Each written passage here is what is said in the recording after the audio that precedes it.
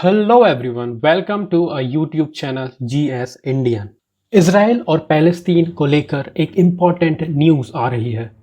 आज यानी कि 7 अक्टूबर 2023 को Israeli prime minister Benjamin Netanyahu ने हमास के अगेंस्ट एक फुल फ्लेजेड वॉर को डिक्लेयर कर दिया है।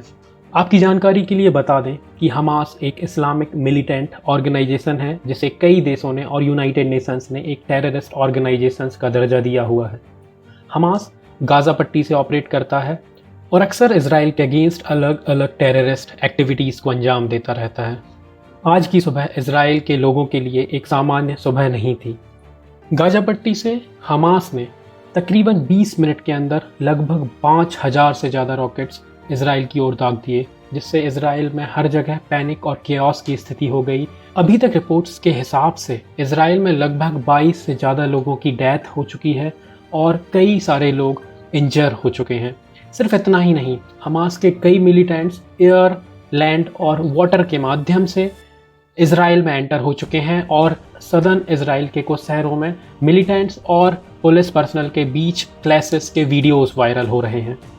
हमास की आर्म्ड विंग की लीडर मोहम्मद दईफ ने एक प्री रिकॉर्डेड वीडियो के माध्यम से इस हमले की जानकारी देते हुए इसे ऑपरेशन अल अस्का फ्लड कहा है और उन्होंने ये क्लेम किया है कि लगभग 20 मिनट के अंदर उन्होंने 5000 से ज़्यादा रॉकेट्स इसराइल के ऊपर दाग दिए हैं। रिपोर्ट्स के हिसाब से हमास का ये ऑपरेशन इजरायली सिक्योरिटी फोर्सेस का अल अक्सा मॉस्क पर हो रहे रीसेंट क्लैशेस और रेस्ट्रिक्टेड एंट्रीज के अगेंस्ट है। आपकी जानकारी के लिए बता दें कि सिर्फ इस साल में इसराइल और हमास के बीच हुए अलग अलग आर्म्ड कन्फ्लिक्ट में लगभग 247 मतलब 247 पैलेस्टीनियंस और लगभग 32 इसराइलीज़ की डेथ हो चुकी है। हमास के इस हमले के रिस्पॉन्स में इजरायली डिफेंस मिनिस्टर और इजरायली प्राइम मिनिस्टर की बेहद ही स्ट्रॉन्ग प्रतिक्रियाएं आई हैं और नेतन्याहू जो इजराइल के प्राइम मिनिस्टर हैं, उन्होंने ये क्लियर किया है कि ये कोई ऑपरेशन या एस्केलेशन नहीं है, पर ये एक फुल फ्लेजेड वॉर है और उन्होंने अपने मिलिट्री इंस्टॉलेशंस और डिफेंस फोर्सेस को एग्रेसिवली गाज़ा पट्टी की तरफ मूव या डिप्लॉय होने के लिए इंस्ट्रक्ट कर दिया है। इस रैपिडली इवॉल्विंग सिचुएशन और सिविलियंस की अनफॉर्चुनेट डेथ को लेकर पूरी ही दुनिया से प्रतिक्रियाएं आई हैं। यूनाइटेड स्टेट्स,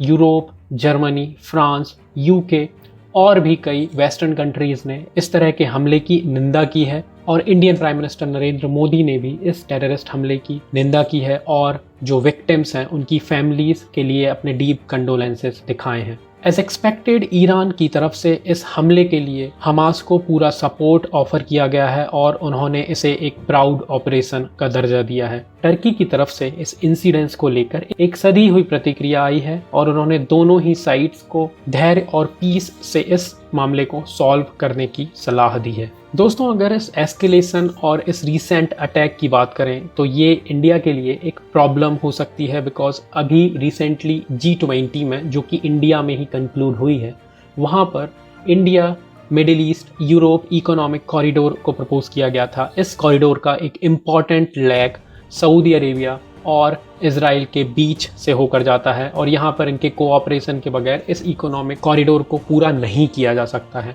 हालांकि अभी तक सऊदी अरेबिया की इस पर्टिकुलर इंसिडेंस पे कोई प्रतिक्रिया नहीं आई है, पर जैसा कि हालात बन रहे हैं, इसराइल और हमास यानी गाज़ा पट्टी के बीच अब एक मेजर और फुल फ्लेजेड वॉर की तरफ पूरे चांसेस बन रहे हैं और इसलिए ये सिचुएशन एक लोकल सिचुएशन ना होकर इसके इम्प्लीकेशंस एक ग्लोबल और जियोपॉलिटिकल लेवल पर भी इंडिया और बाकी पूरी दुनिया को अफेक्ट करने वाले हैं। हम इस खबर पर अपनी नज़र बनाए हुए हैं और जो भी डेवलपमेंट्स होंगे हम आने वाली वीडियोस के माध्यम से आपको अवगत कराते रहेंगे। हमारे साथ जुड़े रहें। अगर आप चैनल पे नए हैं तो प्लीज़ हमारे चैनल को सब्सक्राइब करें। अगर ये इन्फॉर्मेशन आपको अच्छी लगी और हमारे एफर्ट्स आपको अच्छे लगे तो प्लीज़ हमारे इस वीडियो को लाइक करें। Thank you and good bye.